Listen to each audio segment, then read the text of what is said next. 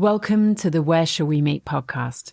This week, our guest is Jacinda Ardern. She became the world's youngest female head of government at the age of 37. Ardern served as Prime Minister of New Zealand from 2017 to 2023, earning global admiration for her empathetic and decisive leadership through crises like the COVID-19 pandemic and the Christchurch attacks. Her trademark Be Kind approach redefined what modern political leadership can look like. In 2025, she released her memoir, A Different Kind of Power, reflecting on how empathy can drive real progress. It's more than a political memoir, it's a profound insight into how it feels to lead.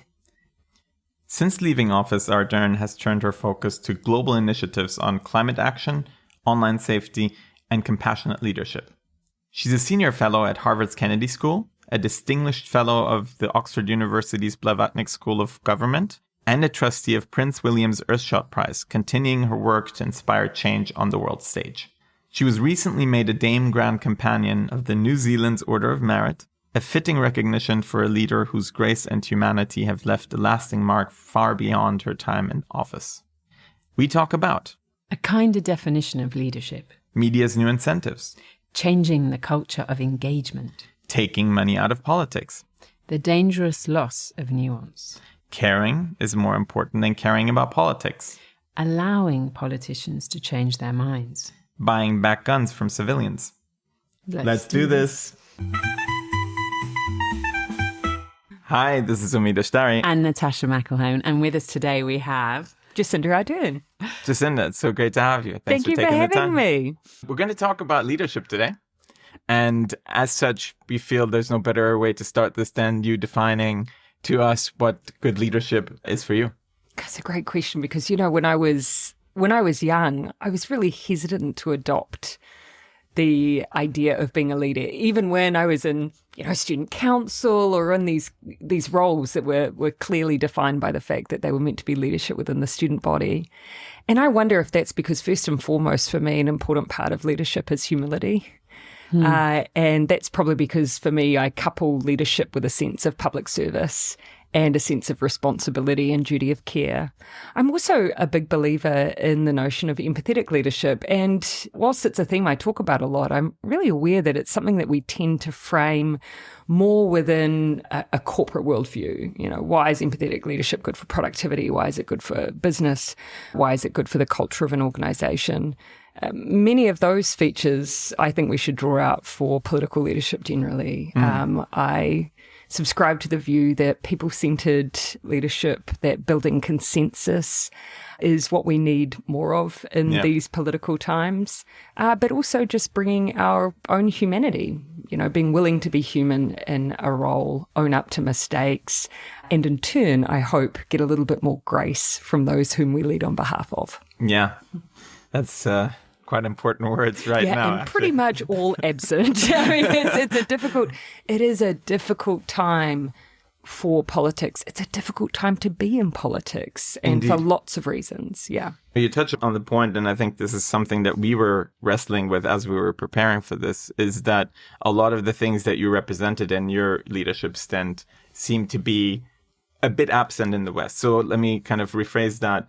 Some Western democracies seem to have become enamored with the infallible leader cult persona type, right, in general. And you see this popping up all over the world now. And what strikes me in your book is that we read you questioning everything, questioning yourself quite often as well. There's self-doubt. There's the question of why. Obviously, your dad was the paragon for this, for you. And so I wonder, why do you feel this type of leadership is in decline, the one that is more... Something you just said really stood out to me, this idea that, in Western democracy, we seem to be enamored with this type of leadership. And that's a really fair assumption. We think that because... obviously, we have democratic systems, so therefore, surely the leadership is representative of what the people want. But I think that's probably not quite correct in this particular time that we're in. And the reason I draw that conclusion was if it's what people want, then we would probably see not only, of course, those individuals being elected, you might see as well other measures, high voter turnout, for instance. You might see high favourability for those individuals. You might see trust in the individuals and institutions. And yet we all know that actually on all those markers, that is not the case. We have some of the highest mistrust and sense of grievance in politics that we've seen in some time. Indeed, yeah. We've got really low turnout. We have really high levels of voter dissatisfaction. So those old markers that we took of being success, which is just winning, are being undermined by all of these other markers of voter satisfaction. And in fact, people really feeling disenfranchised by their system. And this is why I'm interested in the idea that it's not just what we do in politics that matters, but how we do it as well. And when you dig down into some of the data that we see, some survey work and the likes of France or in a number of places in Europe, which shows that something like 75% of people saying they don't trust politics anymore, and that's even higher when you're someone who's in a low income bracket. That's coupled along with a sentiment that people believe that politicians don't care. Now, there's lots of ways you can demonstrate care and compassion and empathy. Of course, your policies will demonstrate that. But I also wonder, what's the impact of people if all they hear about their politics is the dispatches between parties, the sledging, the arguing amongst yourselves, the inability to get your political system to operate effectively, a greater degree to which you see the extremes being amplified, extreme statements, extreme views. And over time, that erodes people's sense that they're being represented or their trust in the system. So I think all that to say, I don't know if we are enamored with that or not, or if this is just an outcome of a particular time and place we're in politics, and we need some alternative responses to restore people's trust and confidence. It's interesting because at the end of your book, you ruminate on how there's been a temperature change. Yes. And I love this so much, this idea of leadership incorporating other opinion and challenge that you said that you used to build in time in your day-to-day running around. If you were going to interface with civilians, that there'd be this extra sort of 10 minutes, whatever it was, for the spontaneous interaction. And you would engage and let some of that. And then as you progress 3 or 5 years, you noticed the timbre changed and there was some aggression and some hostility. And, and I was curious about whether that you think was the tipping point of what you're talking about now, this disenfranchisement. Yeah, I think I do think there's a number of feeders, and it's interesting, and you've got to always take it with a grain of salt. Well, of course, I have to acknowledge that when you're in politics over a period of time, people will build personal grievance with you. You build your own baggage as a leader.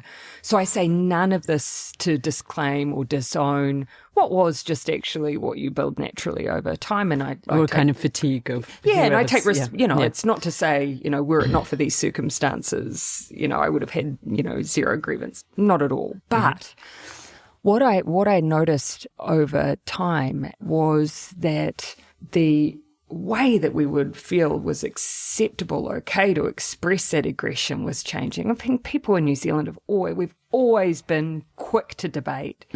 We've never held back on sharing a view. Protest is part of who we are, but never before have I seen that level of violence in the way we were engaging in protest. Now, some people think somehow COVID was the cause. I don't believe that. I think COVID escalated or perhaps exacerbated something that was already building over time.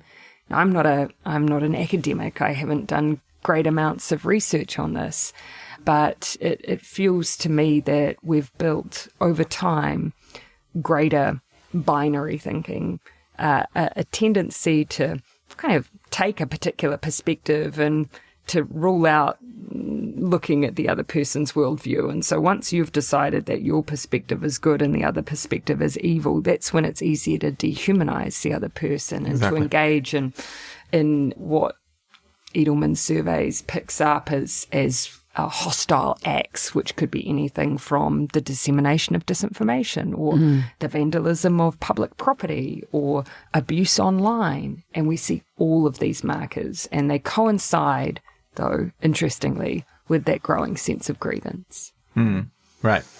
I remember we were at a conference and there was a panel with a few people on it.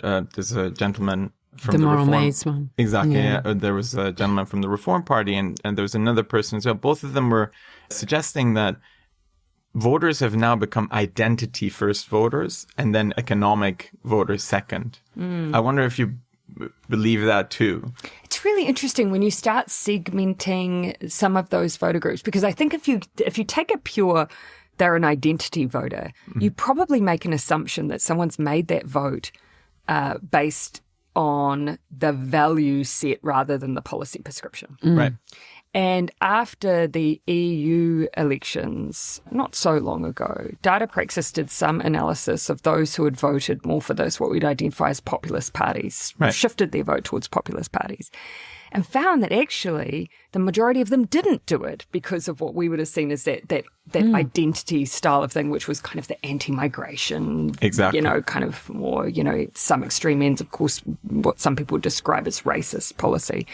But a range of reasons, some of which included feeling disenfranchised from the political system or feeling that the mainstream parties hadn't served them well. In some cases, it was a particular economic policy, just a singular thing.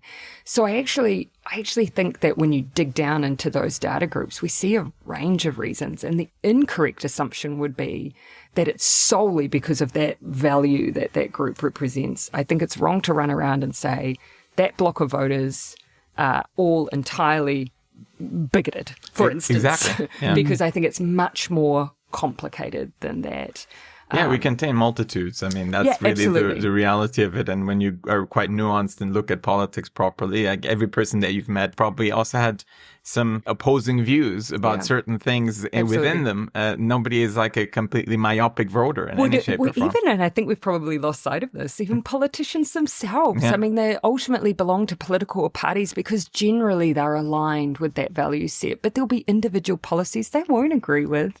And one of the things that I love about the system in New Zealand, by putting in that thing called a conscience vote, it means regardless of whether or not you're in a progressive party or a conservative party, if you're liberal on an issue like abortion, you can vote for that. Right. Or on marriage equality, you can vote for that. Or on alcohol or on gambling. There's room to bring in that personal value set in a way that doesn't have to be strictly determined by your party.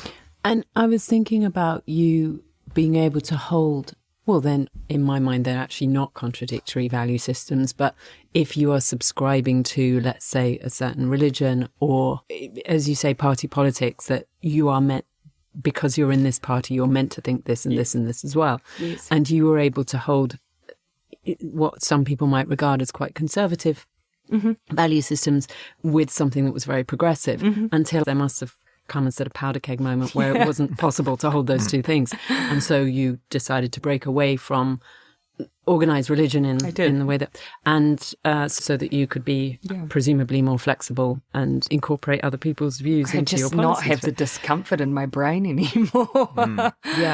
But I love how open you are about that process, because we all wrestle and struggle with being able to hold contradictory feelings and views. And we struggle with other people holding contradictory feelings and views. To me, what made you such a great politician was being open about that. Surely then that just invites conversation and collaboration. Why have we got so far away from that? And is it, I know we constantly blame social media and amplification of bots, and is it for good reason. For good reason. 100%. Do you know, when you think about, one of the things about politics, which makes it fascinating but difficult, is that most of the problems you're dealing with are difficult. Have nuance. have nuance, multiple layers to them, and yet the time we have available to communicate the problem and the solution to the people who voted for us is limited. And often, so you can't go into detail and nuance. Not often. There might be some where there is a bit more of an understanding, awareness of the complexity, but not always. And the bandwidth that you get to go into that, or to build the process that's needed to allow everyone to come to the common ground, that's listening and listening. And particularly as people switch off politics, and so the situation's getting worse. So it incentivizes politicians to create, and incentivizes, I will say, often the media. Yeah, I was just to about create a very, in the red corner we have X, and in the blue corner we have Y. And that's in two reasons as well for them. Not only is it how do I simplify the story, but sometimes it's also the story's only good if there's a fight. Yeah. And so TV. I need two opposing forces when actually you might have two teams who are just trying to figure out the best solution from their own perspective. And so there's these things then combined with the fact that people now often get their information and their news from social media.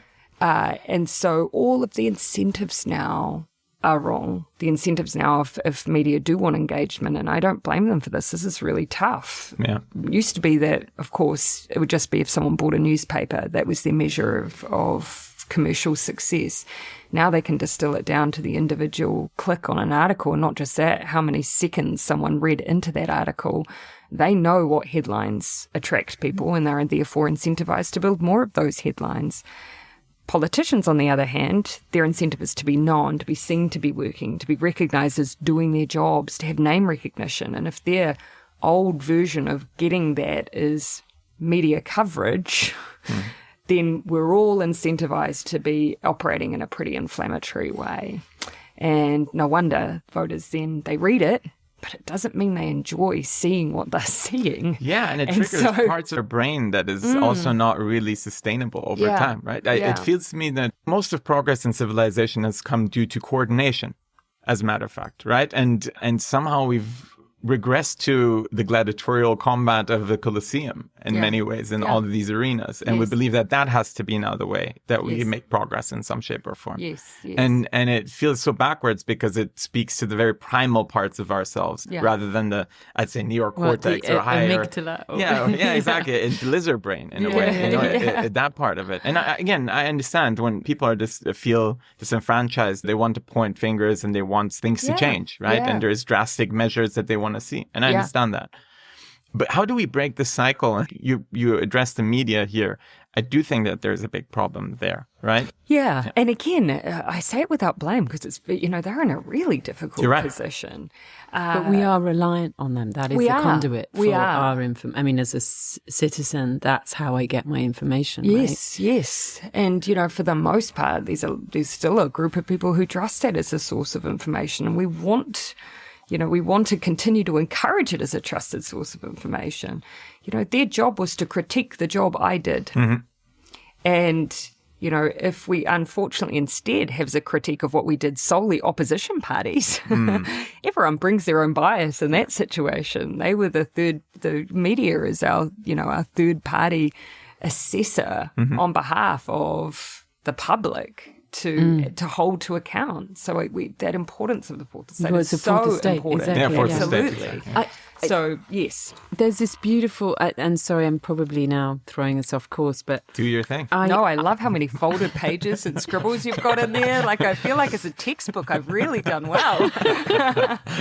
I absolutely loved, and I can't remember his name, I think it was John something, the journalist that you called from the back of the car. John Campbell. Yeah, that's it.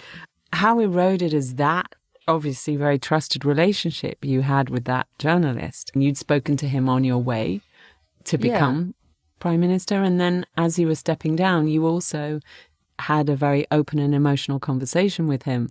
Yeah. Or left him a message, I think. Yes, I did, yeah. I respected him, and I respect a number of journalists in New Zealand. And it's not the case that we always saw eye to eye. And I wonder if sometimes that's what I crave still, is that notion of respect and decency, civility, simple things that I think we took for granted. But there's a number of journalists I really respect. And, obviously we didn't always agree. They would absolutely hold me to account. Some of the interviews I had with John over the years were pretty robust, but I respected him. But you also trusted that he was going to represent what you were saying accurately. You were able to be vulnerable and brave in your message. I'm not even sure I knew what he might do with that last Really? one. Yeah. Interesting. Yeah. Okay. I think when I sent it, I didn't have a mind to what he might do with it, actually. And to be honest, he did nothing with it. Wow. I wrote about it. He just, I think, took it as a relationship a that closing we have. moment, I guess. Yeah. Nice. Beautiful. Let's shift gears a little bit, shall we? Are we gonna ask her the big question? Yeah, let's ask the big question. You made a really scary face just then. For our listeners, Natasha made a scary face. Let's reimagine the way we organize societies for a moment. If you could, sure. I mean, it's only 10:30 a.m. on a Monday. Let's do that. We don't want to give you an easy ride here. If you could tear up the rule book and create an ideal political system, what would that look like? This is interesting. It would be pretty close to the system we have in New Zealand. There's a lot about our system I really love and appreciate. So just to give some context on that, we have a mixed member proportional system. And so the idea is that every vote counts. It doesn't matter if you live in a seat where traditionally the Conservatives have won, you get 2 votes. Your first vote is for who you locally want to represent you, and your second vote is for the party you want to represent you in government. And that means that even if the majority in your local town tend to vote one way, your party vote is still having some influence to determine who governs. Now, the upshot of that is that if you happen to be, let's say, very environmentally minded, you happen to think that maybe my party, you'd like them to be fairly singularly focused on environment. You want an outlet for that. You've got the Green Party on the furthest left of New Zealand. Or if you think that the Conservatives are too centrist, you've got a party that's on the furthest right. And if they get over the threshold of 5%, then they'll be represented in Parliament. So you've got an outlet. Everyone's got a voice. And for those smaller parties, they may be relied upon to form government. So we tend to, since we've had this system since 1996, have coalitions. And the trick then is for the party that gets the majority of the vote is just to try and keep those government outcomes representative. Is my 5 or 6% party not overreaching in terms of the influence on policy and so on. So as a system, I'd feel like it's a pretty good representative democracy. Mm-hmm. So the things around it that I would change, there's some things about the culture. We've got a Westminster-style parliament. So we've got this representative democracy. We've got this Westminster-style parliament. So there's a lot of, it's just in the debating chamber. There's like mudslinging. There's a lot of that. You as a party can choose not to engage in that. You can choose not to operate in that way. But it is still the culture of that place. There's things like that I'd want to change, because when kids would come and watch us down in that beer pit, I'd think, oh my gosh, they'd think our classroom isn't this bad. And whilst there are certain rules around the decorum and so on, so there's some elements that I think I'd culturally want to change. I would want a situation where people's private life, their families are kept out.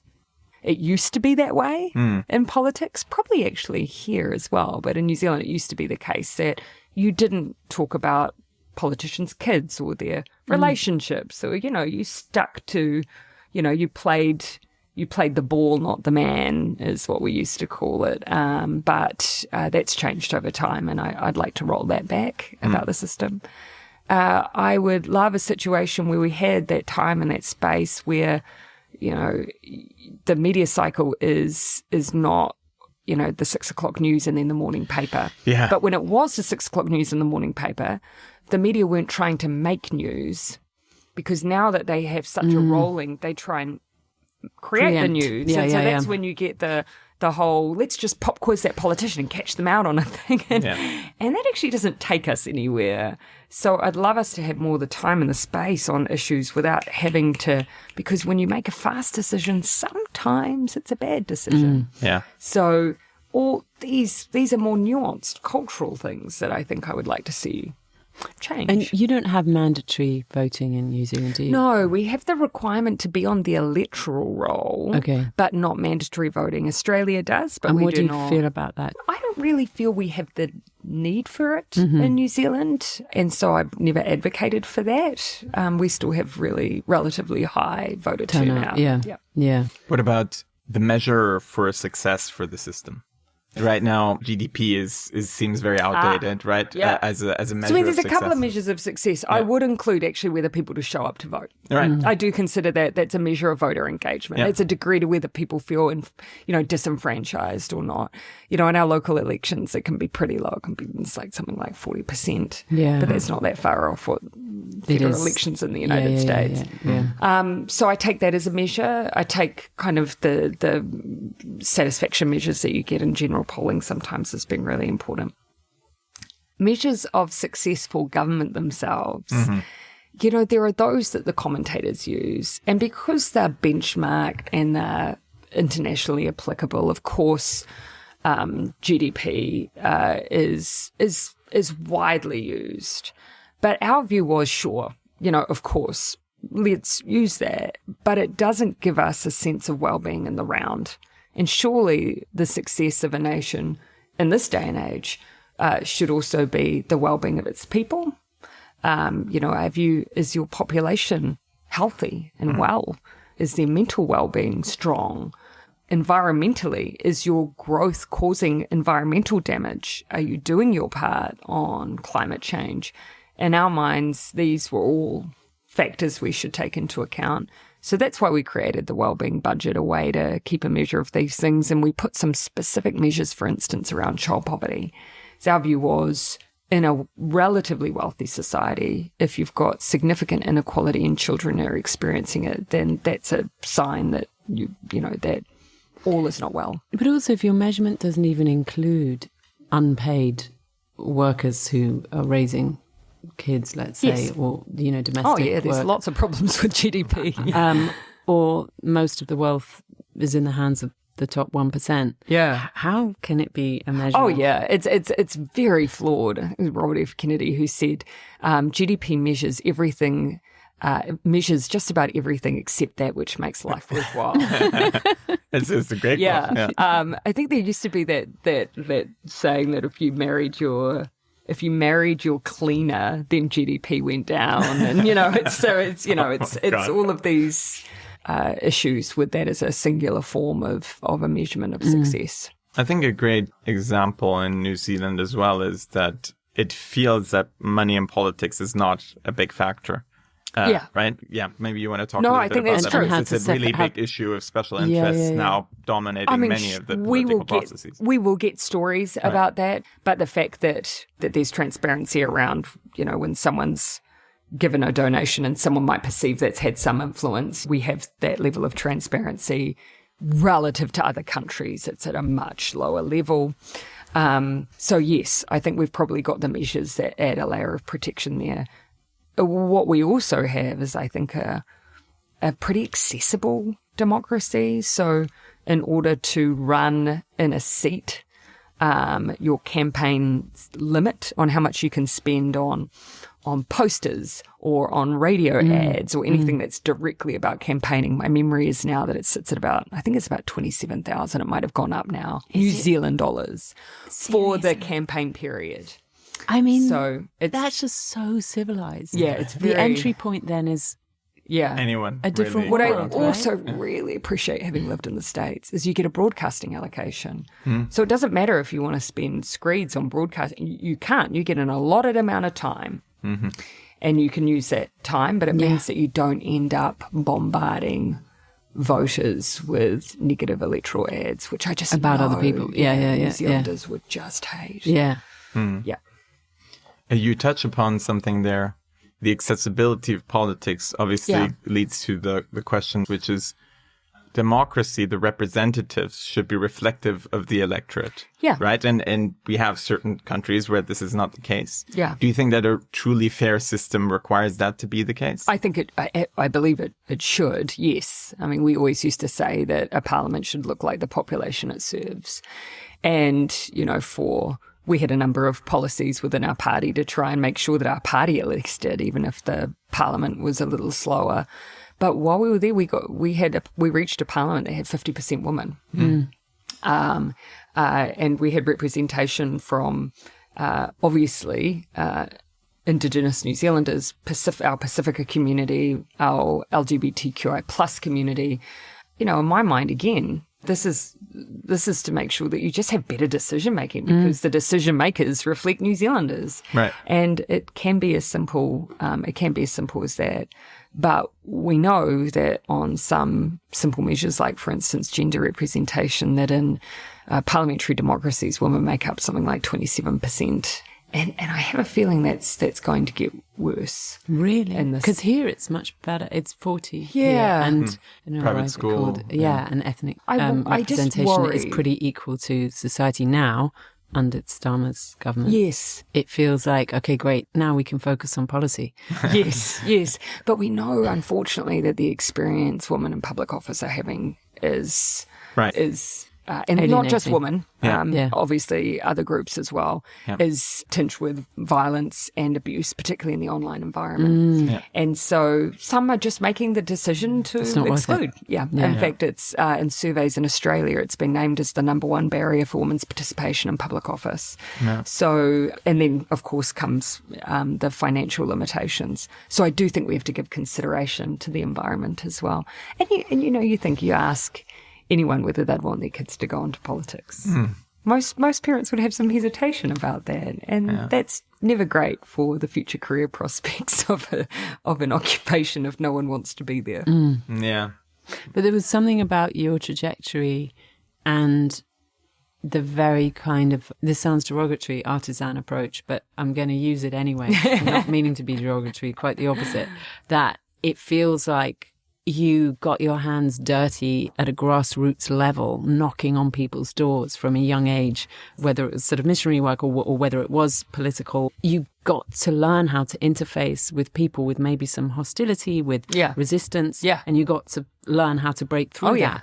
So you got rid of, maybe you didn't get rid of fear, but you learned how to break through that threshold. I feel like actually for a lot of politicians, not just in my country, that is often their pathway. I've volunteered in campaigns in different countries, and often they're out door knocking. Those town hall meetings. But I think particularly now where so much happens online and even in friendship groups, the way that you communicate with people isn't face-to-face. I think it must become more and more intimidating to knock on someone's door. And that's when that cycle that we've talked about returns a bit, because we know in some of the survey work that people will actually say, oh, well, my local person who I may have met or I may have interacted with, they're okay. They're one of the good ones. So when people have that personal interaction, it does change their view of someone. But those personal interactions aren't always easy. It's not getting easier to have them. People are extremely busy. They're perhaps less inclined over time to come to those old town halls or be available when you're out door knocking. Or for safety reasons, people might not be inclined to door knock as much as before. So all of these things, I think, play into the environment we're in. I think you touched upon something interesting here. And again, that triggers a few things that you read in your book. It is obviously true that empathy loops are triggered as soon as we look into the white of the eye of another person that are not available when we're on mobile phones. Yes. That said, I've heard a fair bit of people who have broken with family members who may be a little bit too, Republican voters, Democrat voters. It's a U.S. phenomenon. It's also a phenomenon here. Oh, somebody who voted for Leave or Remain, and they're no longer friends. What I loved in your book is that, your grandma had a totally different political opinion. There was this part where somebody was saying, it was a lady who said, we'll pray for you, but we won't vote for you. Oh, yeah. And you had all these very, diametrically opposed political relationships that still were very respectful. And I fear we're losing some of that now. So it has something to do with the digital realm, but again, also something cultural, as you were alluding to. And as I say, I don't have all of the answers to this, but there's a reason, though. There's that old saying, don't talk about politics or religion. We've always known these are deeply held topics that sometimes you can navigate them and sometimes they descend into arguments. So we've always had that in our collective mindset. Yeah. I'm not sure. I can't tell you. Is it that now, unless we're able to move someone to our way of thinking, we're unable to reconcile how we can maintain connection? The more that we only gravitate towards those who hold the same view, are we losing that muscle memory? I don't know.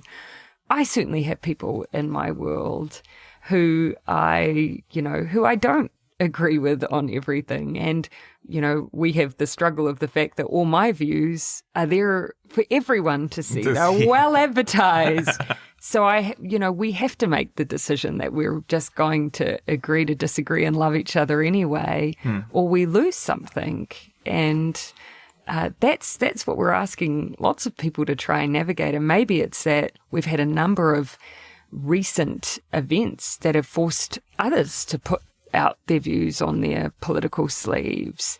And then that next step of reconciling that with their relationships has been hard and very difficult. I think some of it's wrapped up with being unwilling to feel uncomfortable. And that's in many areas of life. We have this over-pathologizing of discomfort, of someone's pain, whether it's in a classroom, to be honest. It starts so young. If this doesn't suit you, then you don't have to do it. You can be exempt from this, from this, from this, from this.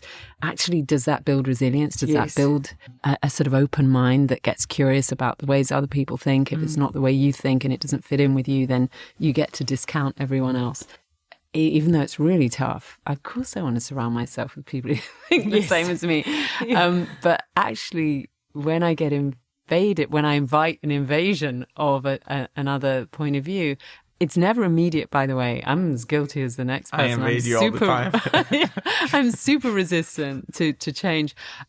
But afterwards, it'll percolate. And the next day I'll wake up and it will absolutely inform the way I make the next set of decisions, because I've got this other point of view that's sort of like a hologram, hovering next to me, telling me to think, what about seeing it from this point of view? And it's interesting to me how little, maybe it's also to do with being an actor and constantly trying to sort of inhabit someone else's worldview, but I'm amazed at how often someone will have a policy. Let's just take abortion, something that really riles people up, that they may be anti-abortion, and to the point that even if someone has been raped, they should still see the pregnancy through until that person's own daughter experiences something like that. And then it completely changes. And you can see that person actually, before that awful moment, wasn't able to see it from someone else's point of view. They've Theory just of been mind, yeah.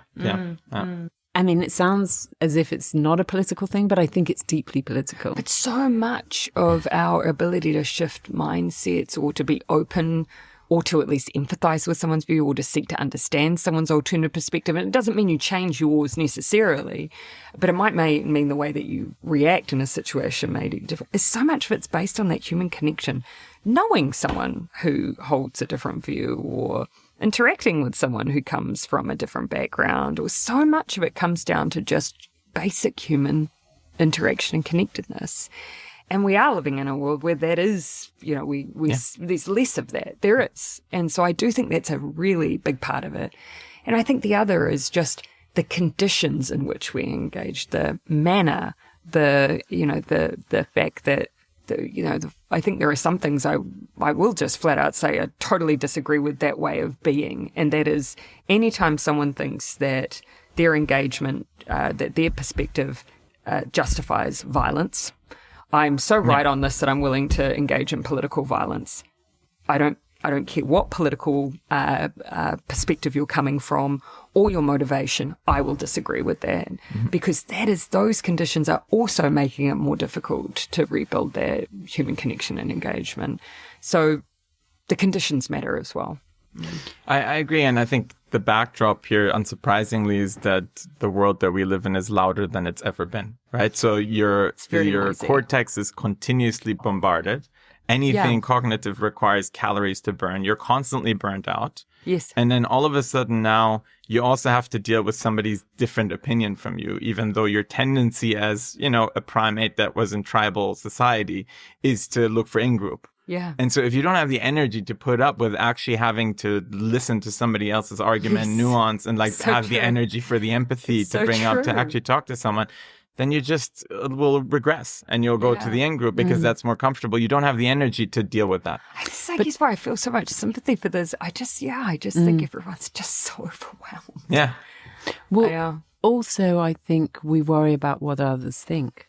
And we worry that our identity is going to be wrapped up with, let's say, I depart from what I the crowd, the group, or you Or know, if I'm from seen to. expressing what I would normally express and say, I just heard a point of view on this, and now I really understand why maybe I would vote for Trump in that set of circumstances. Something like that would be a departure from my usual narrative. The judgment on that, it's just not worth considering the other point of view. And that is, I guess because the circumstances in which we're expressing ourselves is often in the written form on public platforms where there's anonymity for others and the parlance can be extreme.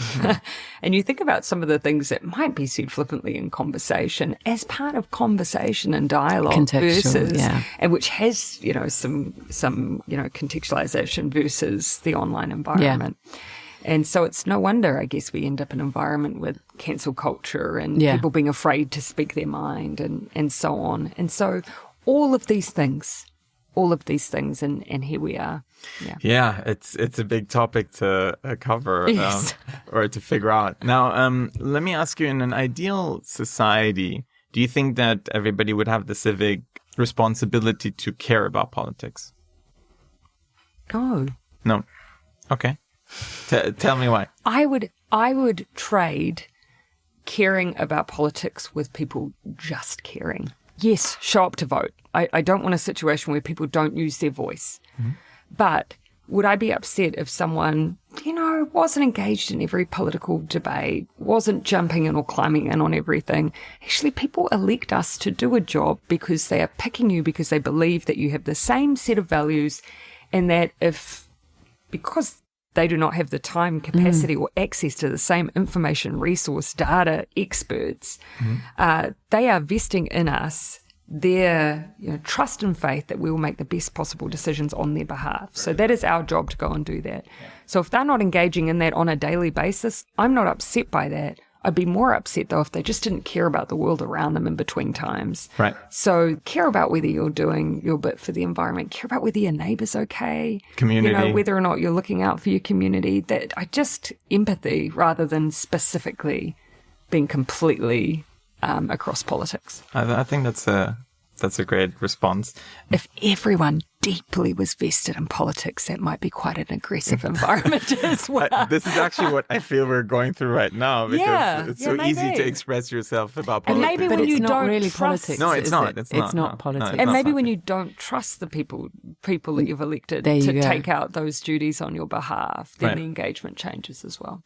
I do think, though, and maybe this has always been the case, maybe it's naive to think that it's a new wave, that there's this willingness to criticize absolutely everything with no understanding of how hard the job is. And if you were a little more engaged in politics, you might see that all of these things are quite nuanced, and you can't do this before you've done that. And if you've only got a 4-year cycle, I just love we could get that without people even having to engage in the politics itself. I think we could get that if we just... More empathetic. If we just reminded of our... of just that everyone in leadership is human. Yeah. And that was one of the decisions I made when I wrote the book. I thought I'm not gonna write just a political memoir that's all about public policy. I want to write what it's like to lead, because we don't want robotic leaders. I do think we want people to be able to change their mind when new circumstances present themselves. I think we want people to be able to own up to error or mistake. And all of that will be encouraged if we first and foremost remember that there are just humans in there. But it's just cutting some slack, I think, is that, like, essentially the worst possible interpretation of every statement or action is taken. Yeah. Rather than cutting anybody some slack and trying to actually think, okay, is there something else behind that? Yeah. I love, I don't know why this is popping to my head. During COVID, there was the Easter, and then you were there making this address and saying, hey, yes, the Easter Bunny is also an essential worker. But then you immediately in your head, you're like, oh no, I have to correct this. And even in that moment, in such a lighthearted moment, to like have to consider, oh, this could be interpreted the wrong way because some people may not have the Easter Bunny, and then I have these kids, parents who have failed. Oh, the resources. The resources. And so what I'm saying is there's like so much nuance to everything. And people don't really want to deal with our cognitive load. In general, the much easier thing is to just take the worst possible interpretation of what's set in front of you, because that doesn't require that much energy. It's true. But I think one of the things and one of the reasons I think we asked you about your definition of leadership, is what I found so revelatory about your book, and I didn't expect to, I guess, because as you say, most political autobiographies are, we did this, then we did this, then we did this, and we won on this and this and this. But because yours is, it's so emergent, your story of leadership, it's so sort of almost unexpected. I learned so much about what now I think leadership should be. It taught me, because that word is so loaded and so freighted. And instead I came with a sense of, leadership is finding out what you don't know. Because I just felt that that's what you were constantly doing, was asking why and filling in, or getting other people, or delegating to experts who might be able to come and give you the bullet points of what it was you needed at that moment. It's such an interesting reflection, because I mean, I guess the way that I framed a lot of that was, you'll never know everything. And so much of, I think, who you are as a leader is defined by how you deal with that question of not knowing everything. Do you come at it with a level of confidence and bravado that no one will ever know that you don't know everything, because you certainly possess all of the traits of someone who does. Yeah. And then when you're presented with a scenario where it's exposed, that you kind of just ride roughshod over the top and make a bunch of assumptions. The bombastic defensive thing that we're used to, Or do you deal with the gap in your knowledge by constantly seeking, and being open to the need to constantly seek, but also being aware that to build trust and confidence, it's not absolute knowledge that I think does that. It's being clear that you always have a plan in the absence of what you don't know. Yeah. And so, I think you're right. That is a really central part to how leadership could be defined. 100%. And the shame is that it's perceived as weakness to a certain extent nowadays. It is. It's absurdly so. Is it? Absurdly. No, of course. I think so. In politics, I think. Well, certainly, regardless of whether voters do, politicians do. Yeah. I mean, how many politicians have you ever heard say, I don't know? Yeah. Well, I would say that that's because the media doesn't allow them to. That's the problem, is our interlocutor constantly says, ha, got you. Yes, exactly, yeah. How can one navigate that? To make the news as well. Yeah, it is. And I have a lot of sympathy for politicians, obviously. It's a tough environment. Some more than others, obviously. But it is a very tough environment. Yeah. The social media landscape played a big role during your time in office. How do you feel that has changed the whole dynamics? We talked about the media a lot, a little bit about social media, but I'd love to hear your just... Oh, significantly. Yeah. I mean, I was one of the early politicians who came into politics with a Facebook page as a civilian, and so it wasn't new to me as a tool. And I remember it was sold to everyone as the great democratizer, and I remember being excited about the idea of communicating directly with voters and all the promise that held. But the naivety of that was, of course, my intention was to communicate with voters directly, openly, transparently, with facts. And of course, that's not the environment that we consistently have.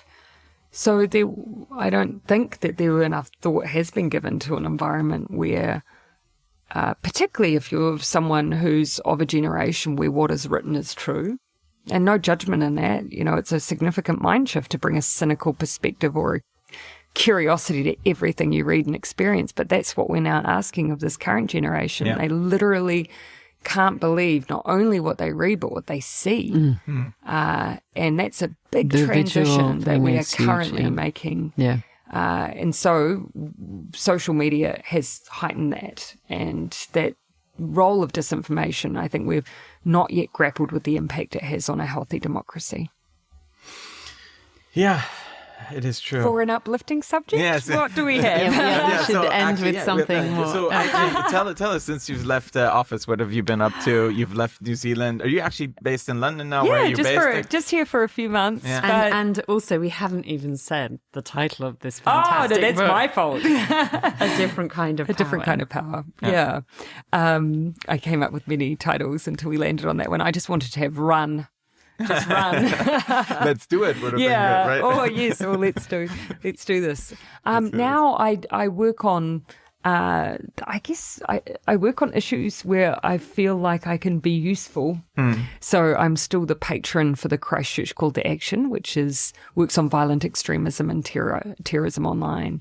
And that was off the back of our terror attack in New Zealand. So I still work on that. And I just want to, because that was something that I found so incredibly moving in your book. How, and I want to quote you correctly actually, because it's the quote that I found incredibly, and now of course I won't be able to, maybe you can help us. You don't name the attacker because what you want to be remembered is the names of the victims. Yeah, and because not we create a celebrity. Because we could deny him infamy. We could deny his desire for notoriety.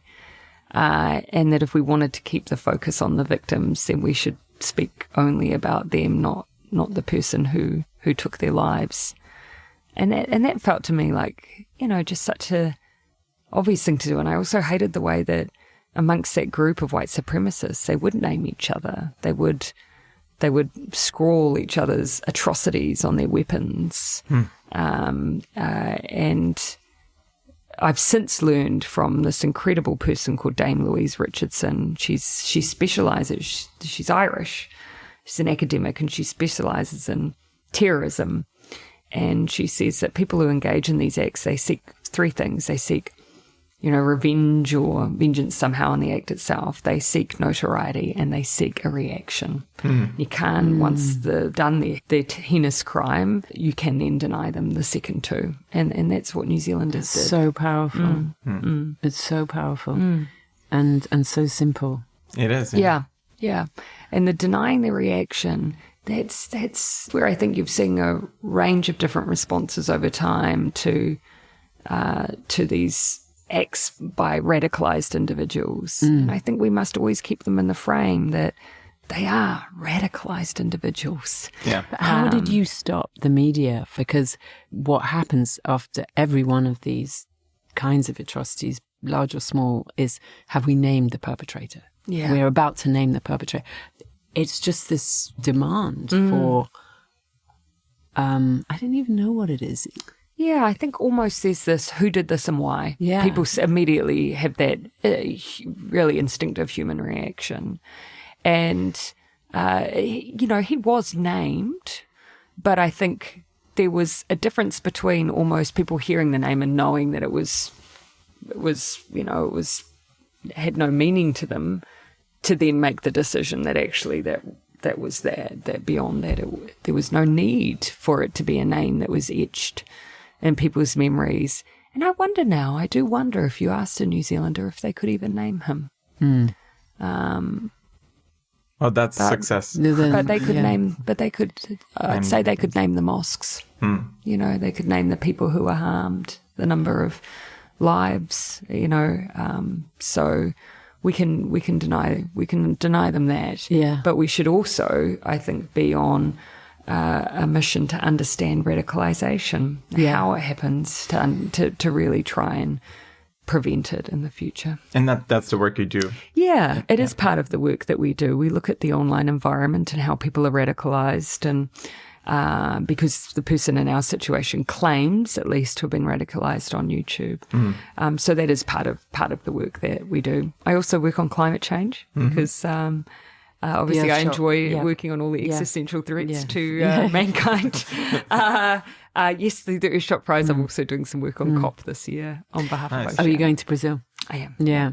And one of the many things that I found so incredibly inspiring and impressive, and I know it's too late in the States. What is it you said they have? 400 million guns, yeah.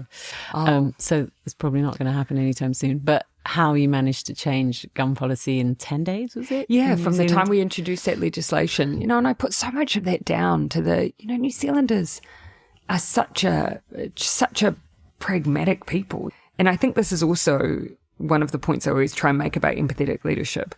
It's not performative. If you genuinely wish to prevent something from ever happening again, which is in my mind an empathetic response, then you act on that. You do what you can to minimize that risk. And it was so obvious to us. Obviously, this person was able to bring about that many casualties because he used military-style semi-automatic weapons.